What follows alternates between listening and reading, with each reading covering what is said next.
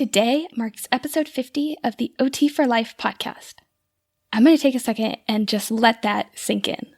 Excited doesn't even begin to express my feelings right now. If you're new to the show, I really appreciate you being here.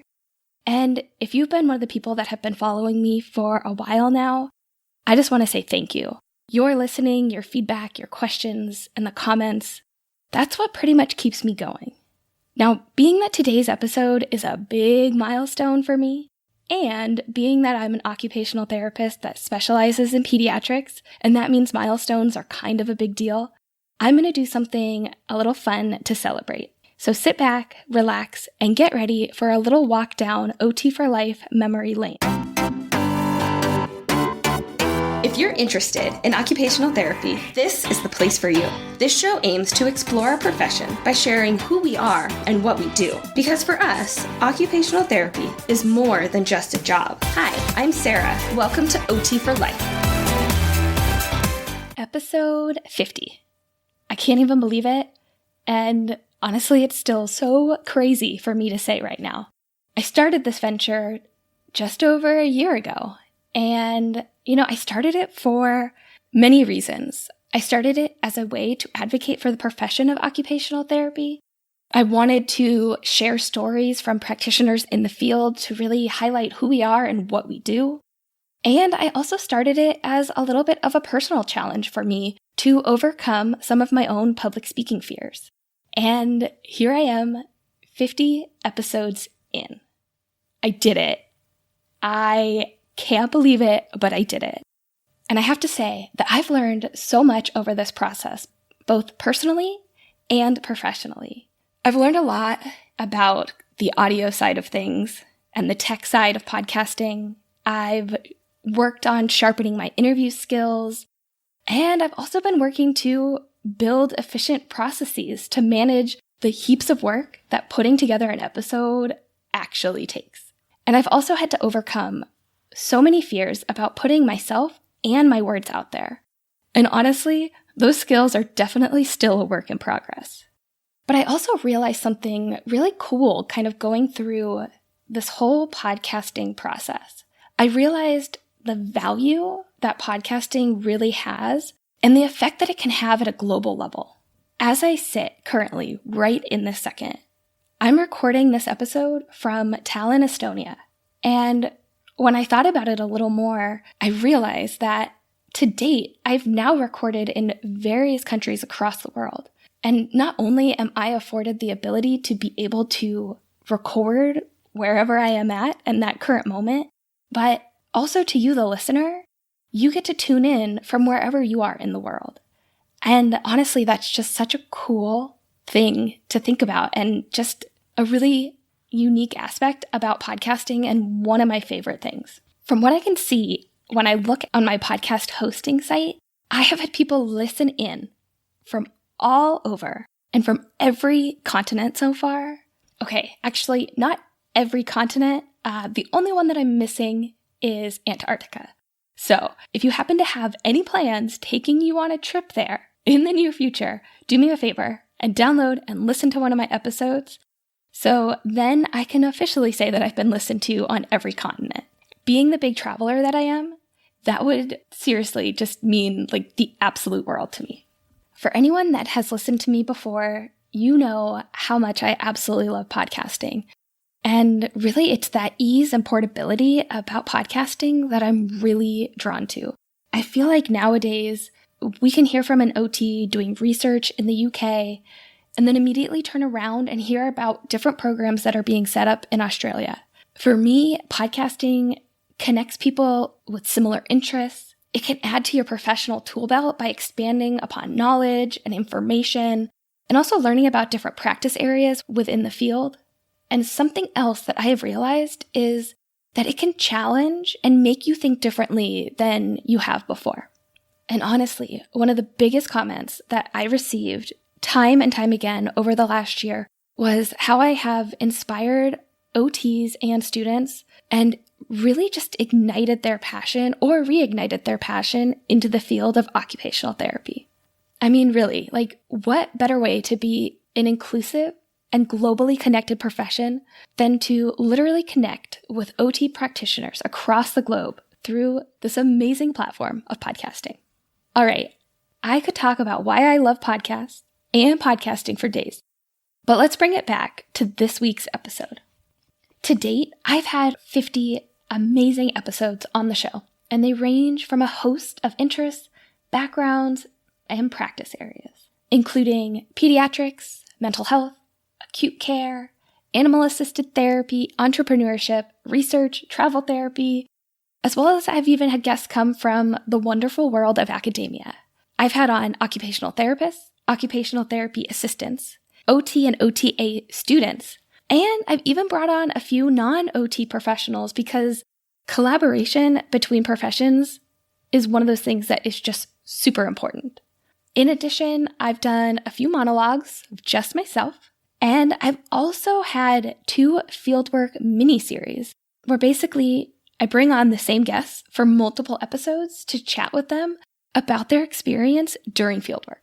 Some of the guests that I've brought on are people that I know. Some of them are good friends or maybe past students that I've had.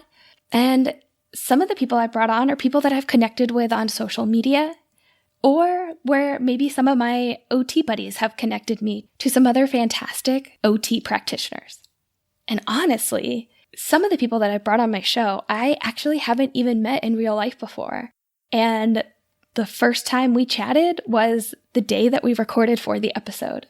After every recording, I have to tell you guys that I leave feeling completely energized and inspired and just so amazed by all the people that I have been able to bring on the show and chat with. So to celebrate this milestone of episode 50, I wanted to just take a second and share some of the clips from previous episodes of the amazing guests that I have brought on so far. And the clips that I picked were ones that really just stood out to me. And they stood out to me because the guests brought up some very pivotal aspects about our profession as a whole. I found them just super inspiring and insightful, and really they share a glimpse into the all-around fantastic people who make up our profession. As you're listening, if you want to check out any of the mentioned episodes, I'll make sure to have links to all of them in the show notes, which can be found at my website, otforlife.com/50. That's OT, the number 4, lyfe.com/50.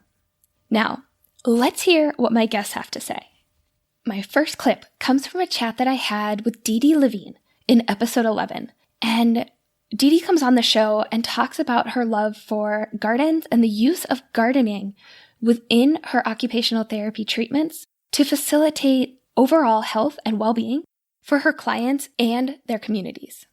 She discusses how she feels that the unique value of occupational therapy is really to provide opportunities for people within their daily lives. Absolutely. Giving an opportunity for them to all come together. Absolutely. Yeah, occupational therapy can also be seen as opportunity therapy. I love it. Yeah, I haven't heard that before. Yeah, I feel like that's a lot of our job is just creating opportunities for success, for engagement, for motivation, for regulation. Like, it's pretty amazing. It's an amazing profession. I absolutely love how she views OT as creating opportunities on a grand scale. So much of what we do as occupational therapists is to set up our clients for opportunities to participate within their own lives. We help them to be successful in completing their meaningful roles and tasks. I feel like we help them engage in their activities of daily living, in their chosen occupations, and connection within their families and community. I feel like we provide them with opportunities to be motivated to push themselves and try new things and challenge themselves to do things they didn't think they could do. Like I mentioned in the episode, I had never really considered OT to be opportunity therapy. But when I stopped to think about it, it stands true. On a daily basis, we allow our clients opportunities. Opportunities to learn, opportunities to grow, and opportunities to be the best versions of themselves. Dee was a previous student of mine and has been one of those people who has just such a deep passion for the field of OT and promoting health and wellness across the board. In episode 35, I brought on a good friend of mine and fellow OT blogger and Instagrammer, Devlin New from the Rainbow OT. In his episode, we chat all about inclusion, education, and identity. As OTs, I feel like we aim to always be client-centered in our therapy and really strive to be inclusive for all people, regardless of race, sexual orientation, socioeconomic status, or identity.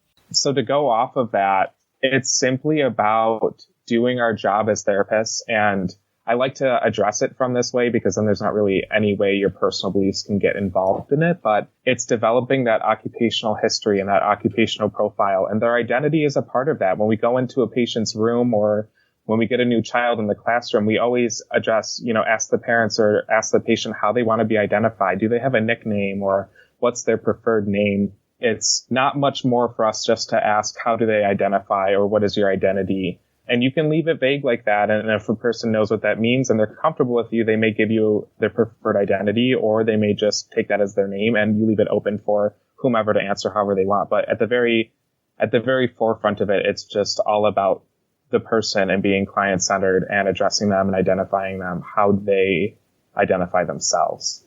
I literally got chills when he made this comment because at the root of who we are is our identity. And being OTs who work to be client-centered, understanding and recognizing identity is immensely important. We as therapists need to establish valid and all-encompassing occupational profiles for our clients. And like he said, identity is a part of that. Regardless of our own personal beliefs, truly being client-centered means addressing and identifying people how they want to be. It's our job to make that deeper connection, to really learn who our clients are and how we as medical professionals can best help them on their therapy journey. And speaking of identity and individuality, from episode 39, Alexis Joelle shares how she sees every client of hers as an adventure in figuring out who they are and what makes them tick. I think it's super fun because it's always a new adventure for me with my clients because I get to find out who this person is. Every client's different, right? Mm-hmm. Like they may all have the same diagnosis. Let's say they have such a specific, like they have a right-sided MCA, CVA, right? But every client, their occupations are so different and how they get to access those things are so different. But that's my point, right? We could look up like on Google, like that one diagnosis and we worry, right? Oh, wait, I have never heard of that before, or I don't know that term. I have to check the right intervention. But let's go back to our root. The right intervention is right in front of us, our client. Our client is telling us what they need. We just happen to have precautions or restrictions that we have to kind of work around with that and adapt for. Every client is different. Even if they have the same diagnosis, maybe they're the same age or identify the same way as somebody that you previously worked with. Every client is different. And we really need to promote the individual differences of each and every one of our clients. I also love what she said right at the end. The right intervention is right in front of us, our client. Our client is telling us what they need. I feel like we spend so much time researching and looking things up on what is the best treatment to do with a client that has suffered from this injury or that diagnosis. But it's an important reminder to not forget to look to our clients for what they want and look to our clients for what they need. They're the experts on themselves, and they're going to be the ones that really give you the key. Alexis is all about promoting confidence and helping OT practitioners succeed in their careers. And this quote just exemplifies all of that. I learned so much from this episode, being that I work in pediatrics and she works in acute care. We discussed a lot about the differences between our different settings. But the one thing that really stood out to me from this episode is that even though we work in two completely different practice areas, what we do fundamentally is all the same. Every single episode I record, I learn something. Actually, I have to say I learn a lot. I learned a lot from my conversation with Alexis and also from my next guest, Grant Mitchell.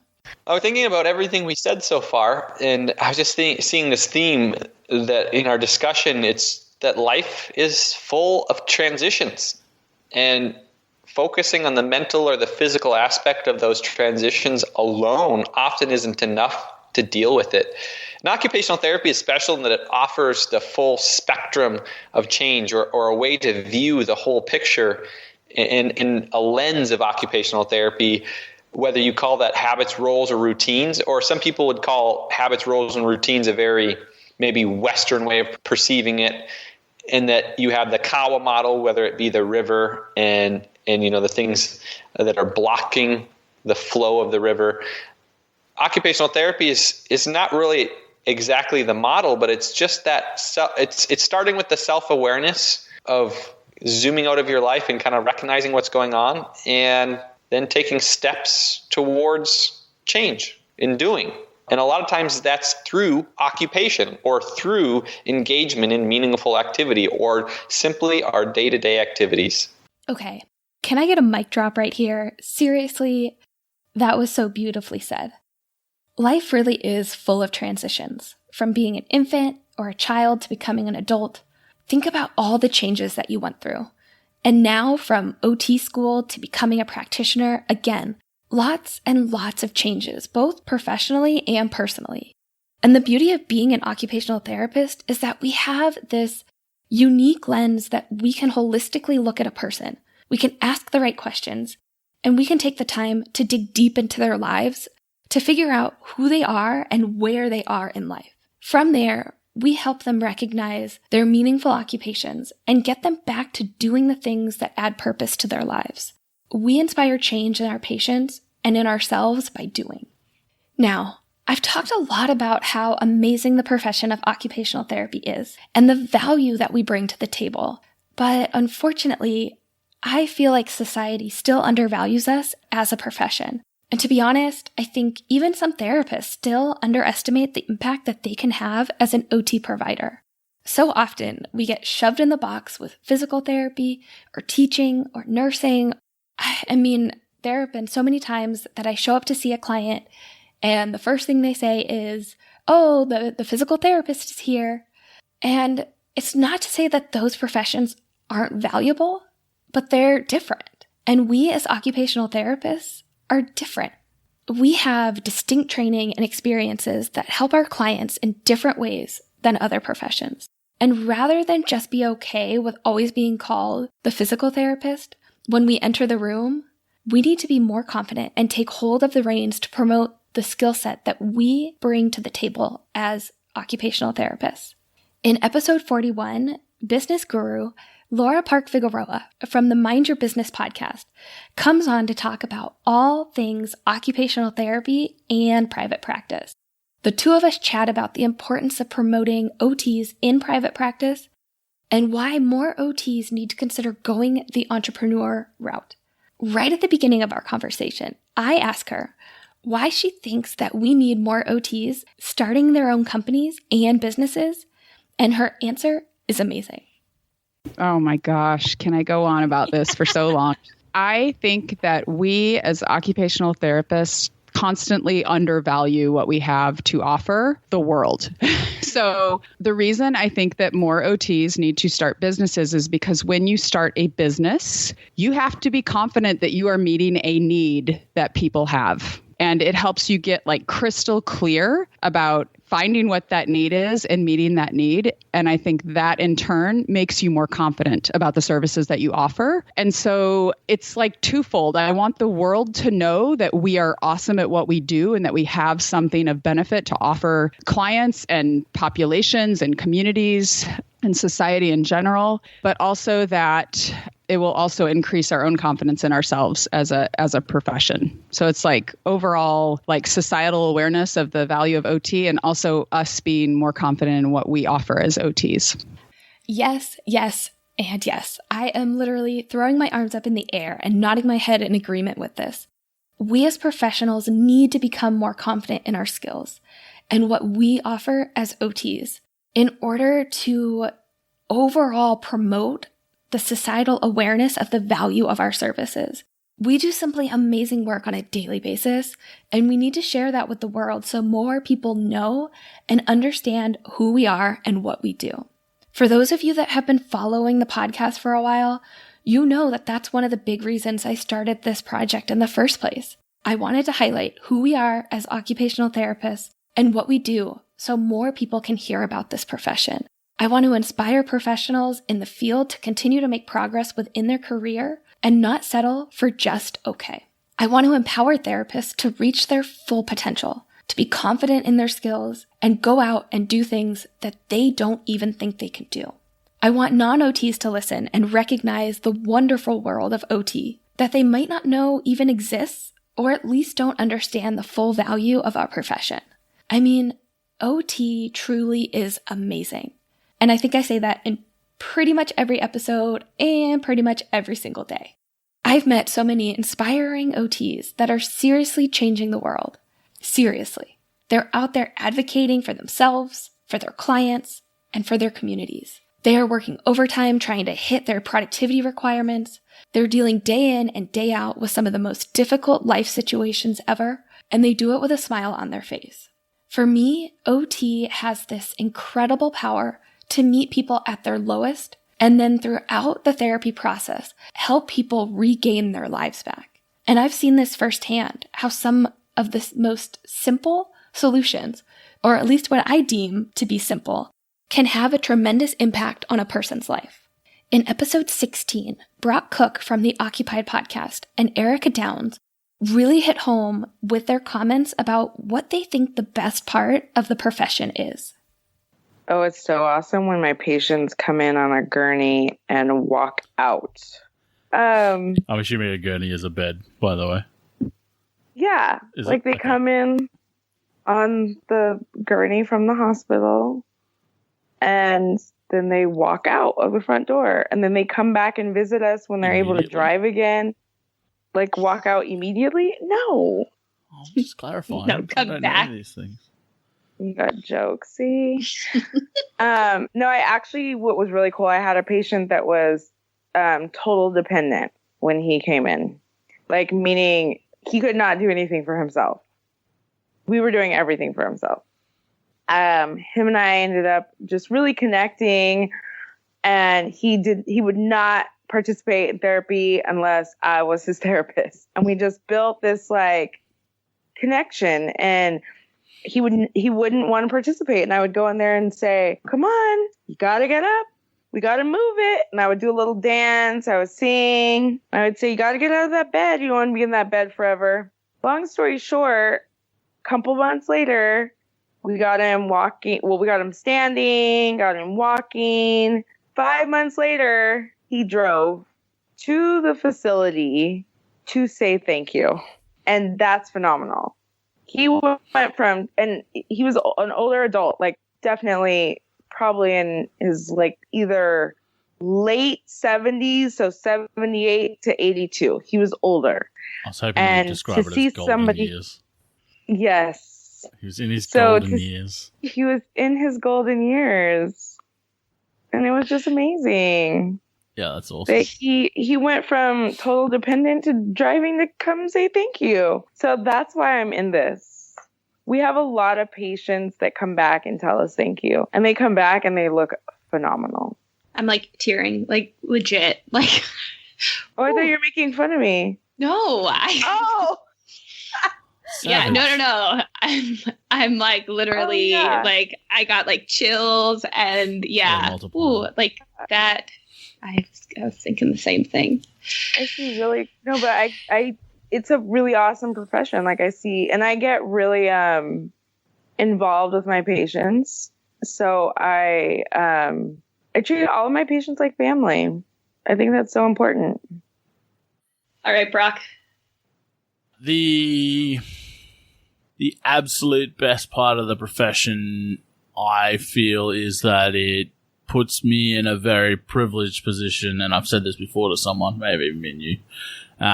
It puts me in a very privileged position to be a part of someone's journey, whether it's through a hospital system or, to increase independence or to, engage in whatever activity. I'm in a privileged position where I'm often granted access and to be part of someone's life and a small part of that journey, even if it's, for a fraction of a percentage of their lifespan, then it's still something that not many people are given that opportunity.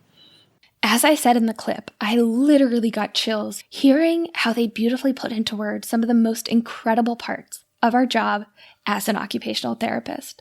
For anyone that works in a hospital, I'm sure that you can relate when you have a client come in, maybe on a gurney or on life support, and they're in really bad shape, requiring total assistance for everything. And then a few months later, after they've been discharged, they come back to personally say thank you for helping them out. I don't even work in that setting and pretty much just started tearing up when even thinking about it. And then also the whole privilege piece. This is something that I never really considered until hearing Brock mention it. Because of our mindset of OTs and the fact that in order to get people back to their lives, we need to dig deep into figuring out what is meaningful for them and why. We just don't superficially work with our clients or give them blanket overall strategies to help them. We take the time to sit down with them, to chat with them, to listen to them, and to learn who they are at their core. We also take the time to reflect on their environment, their support system, their values, their spirituality, etc. And therefore, when I actually stop to think about it, we are put in such a position of privilege to get to know people on a deeper level, to be a part of their journey, to meet them at their worst, and help them make progress and meet their goals throughout therapy. Privilege comes up again in episode 23 with Dr. Michael Roberts from the I Love OT podcast when he shares why he loves OT. What is it that you love about occupational therapy? Wow. I think it's almost like the idea of OT is what I really like, because the underpinning philosophy is that by making these connections and finding out what's unique about someone and tapping into what motivates them uniquely, that has a power to achieve things and make people capable of doing things that maybe they didn't know they could do. Even though I'm right down the hall from nuclear medicine, I don't think that nuclear energy is the most powerful thing in modern American healthcare or healthcare around the world or in education around the world. I think it's the power of meaning and tapping into what is meaningful to people, because that can make pain disappear. It can make people overcome physical, mental, psychosocial, psychological, social, virtual barriers in their lives. So the idea of being able to harness that power in a meaningful way that directly improves people's lives and restores quality of life, function, and independence, if you get to do that, it's a privilege. And it's amazing. It's like you're being a superhero on a regular basis. And yet you get to go home and you don't have to have a secret identity. I'm going to say it again because I think what he said right there was so perfect. The power of connecting what is meaningful for people can make pain disappear, can make people overcome physical, mental, psychosocial, psychological barriers in their lives. And by harnessing that power, we directly improve people's lives and restore quality of life, function, and independence. This right here is privilege. And it is absolutely amazing. And I love that he even equates it to being a superhero too. Well said, Dr. Roberts. In the episode, we also talk a lot about educating OT students and how passionate we both are for supporting the future generation of occupational therapists. Funnily enough, one of his students even knocks on his office door while we're recording and came in to pick something up. You'll have to tune into the full episode to hear what went down. But that being said, many of my guests that I've brought on the show have been students, both OT and OTA students. We've talked about life as an OT student, transitioning into clinical rotations, managing the challenges of level 2 fieldwork, and graduating and moving into their role of being a new grad. I love bringing students on the show because they have such a unique and fresh perspective. They have an untarnished passion for the profession and a desire to go out and change the world. In episode 20, I was joined by Ijeoma Ikepisi, an OTA student from New York, to talk about her passion for leadership and her interest in promoting the profession. Being that she's a student, I asked her to share what excites her most about getting into this profession. The thing that excites me the most about occupational therapy is the versatility. You can work with everyone across the lifespan from birth to death. There's so many different settings. There's the medical model, but then there's also the psychosocial, and just it being so holistic and considering the whole person, mind, body, and spirit. I think that it can appeal to a lot of different people, a lot of different personality types. There's something for everyone, where it may not be that way in a lot of other professions, especially healthcare professions. I think we have one of the most well-rounded professions, and it's just so obviously I think a lot of people come into OT or any healthcare profession with the goal of helping people, but it's so much more than that. But also at the end of the day, it's so client and patient centered that it really is the essence of helping people, just helping people be able to do the job of living, whatever they want to do in their daily life. OT has a role in helping them get to that point. And honestly, I couldn't agree more with what she said. You really can't get bored being an OT. And I love that she said there is something for everyone. You can catch more of EJ on the OTA Fieldwork mini-series that I did, which covers episode 43 through episode 46, where her and Chantal Sendall share their last level 2 fieldwork experiences. Now, I want to comment on something that comes up time and time and time again. It's come up in so many of my episodes, and even when I'm just talking to other OT practitioners.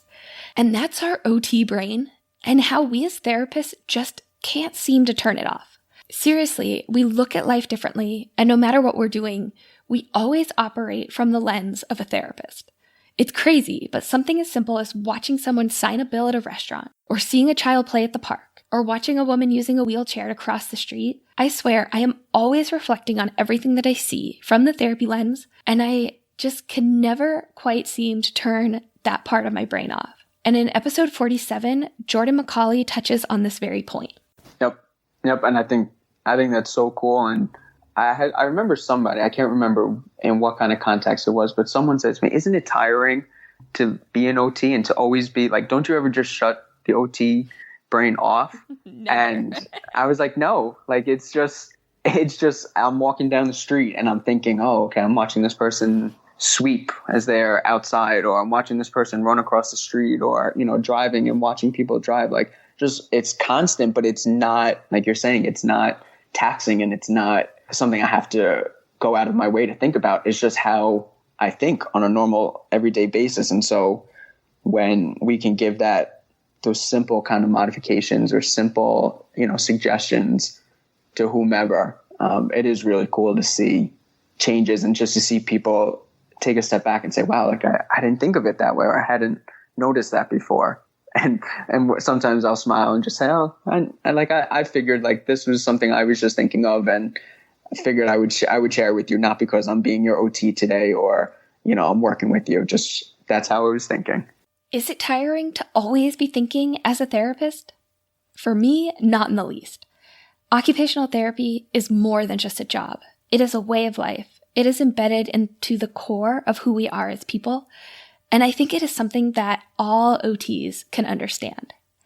Which brings me to my next clip from Sarah Lyon of OT Potential. Sarah is a huge promoter of research and using evidence-based practice to inform clinicians and help them give the best care possible to their clients.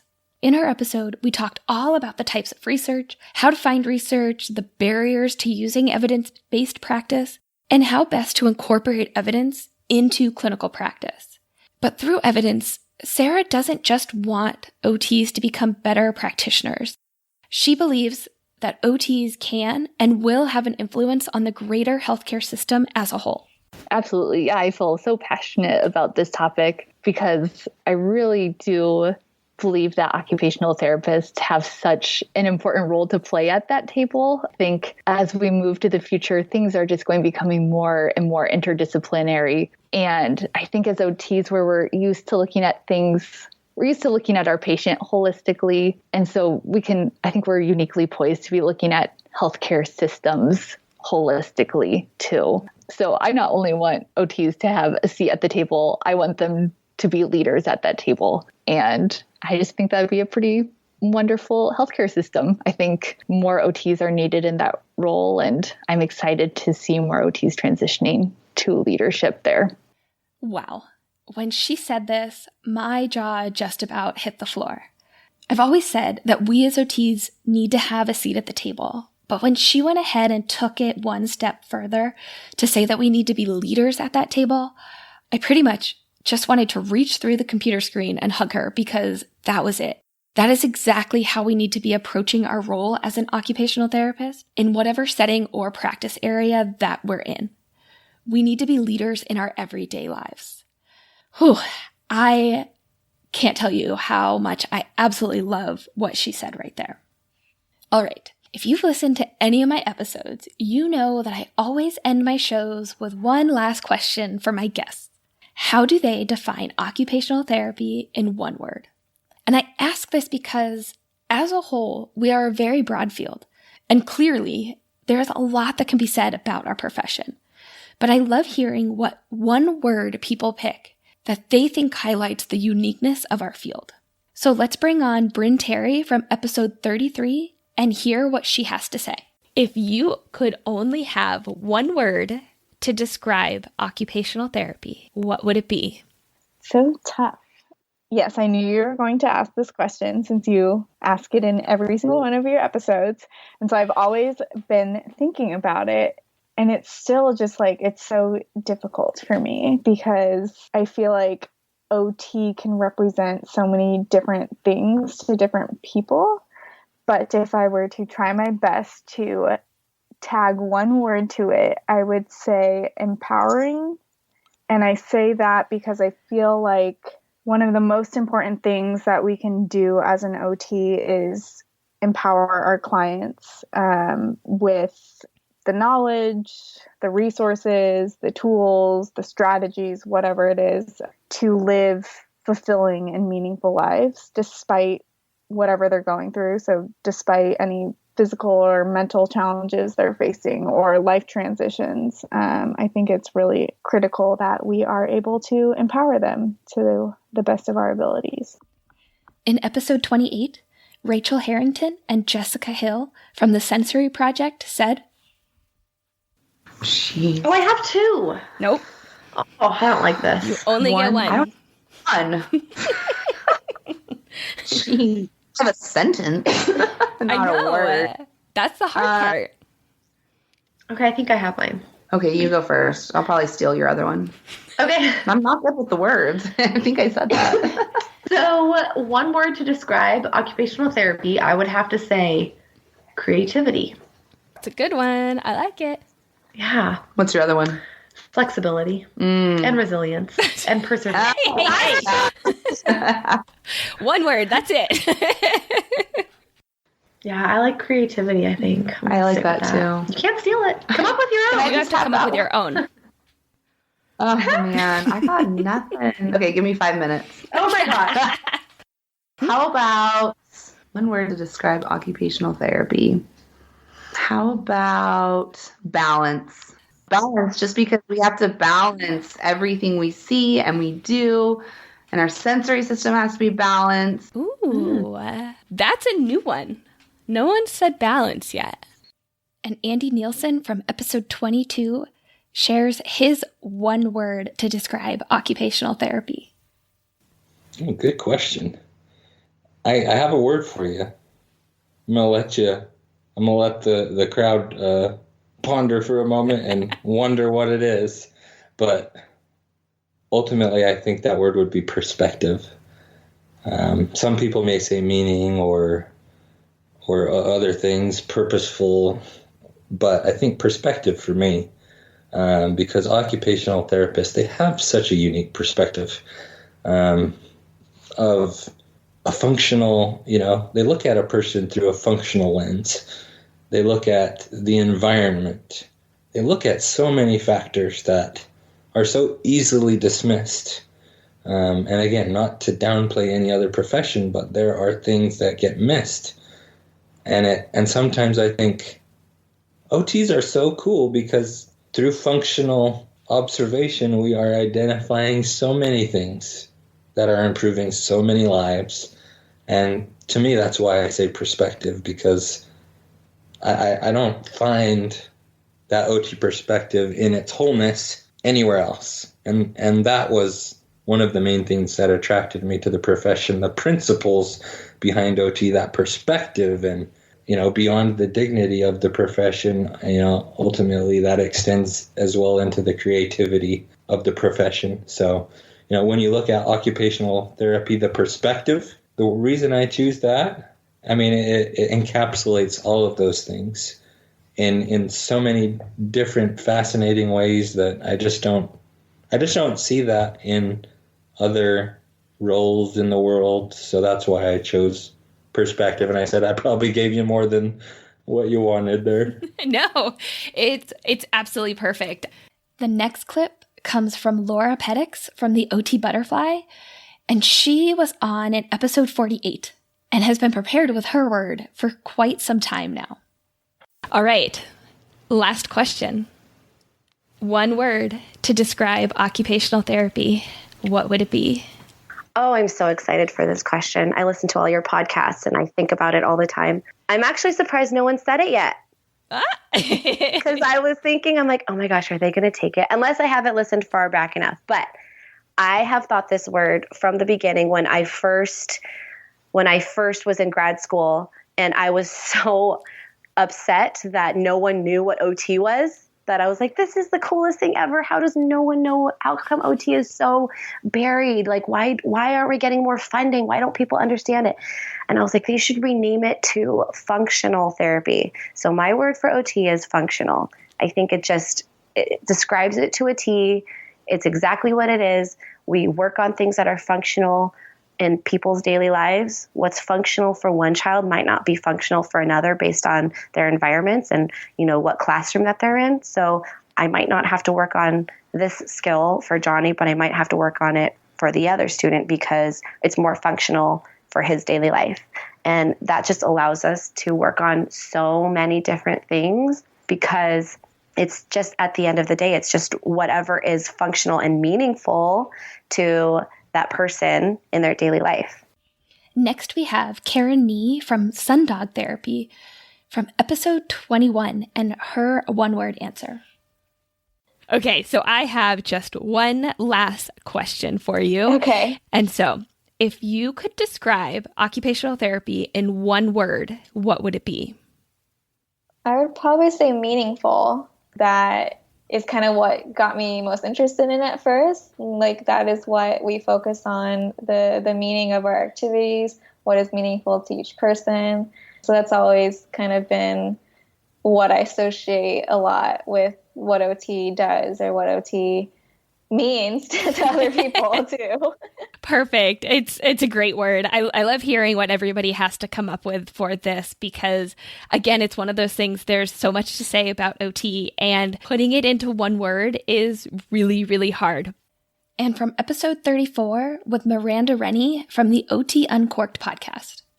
One word. You knew this was coming. One word to describe occupational therapy.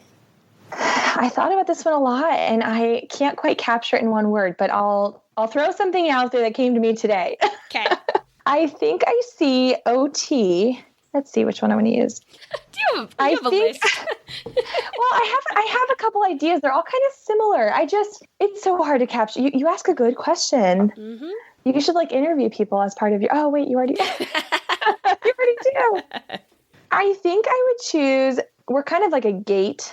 I think occupational therapy is kind of a gate because, and we're maybe as occupational therapists, like the gatekeepers, if we're going to be all 21st century, maybe like passcode, because who uses keys and gates anymore? But we'll go with the gate one, where I feel like people who we're serving and who we're partnering with see there's obstacles to what they want and need to do. And with occupational therapy, we don't always need to be jumping through hoops or jumping over that fence or whatever analogy we want to run with here. I think occupational therapists help not just overcome barriers, but help identify ways that we can engage differently in what we want to do on the other side of that gate or on the other side of that fence. And I think we just really open up doors for people. And I love analogies. And just open up opportunities for people where they're not needing to necessarily navigate the environment that's in front of them that has a lot of barriers, socially, virtually, physically, whatever environments you're in or context you're in. We have a way to say, no, that environment, that context you want to engage in, that is for you. Let's find a way to get you there and do what you want to do. And so I really see OT as just a way to open up doors for people into what they want and need to do. So yeah, that's my answer. While all these words, I must admit, have been absolutely fantastic, there's one word that actually 3 people all said, and I think, I have to admit, it might be my favorite. Let's hear what word Jason Davies from the OT Schoolhouse podcast in episode 18 had to say. That's tough. Yeah, this is Jeopardy. Yeah, right. Would you like it in the form of a question? What is life?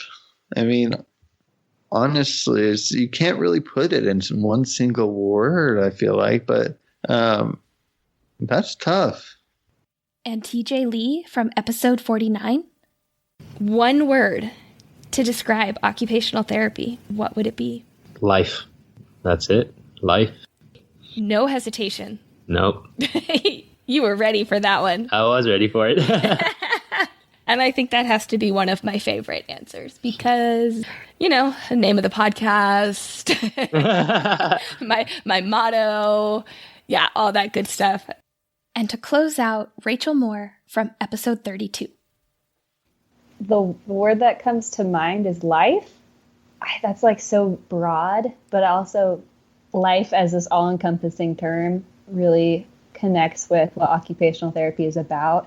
I think that comes from how OT fits into somebody's life no matter where they are, as well as the desire of an OT is for somebody to live life to their fullest. And so I think that's where that word kind of arises from in my mind. Because for us, occupational therapy is more than just a job. OT is for life. All right, that's all I got for you today. I hope you guys enjoyed this little recap of my OT podcast journey this far. If you want to hear the full interviews from any of the guests, you can find them in the show notes or on my website at otforlife.com/50. And if you have any reflections, please don't hesitate to reach out to me. You can find me at my email, sarah@otforlife.com.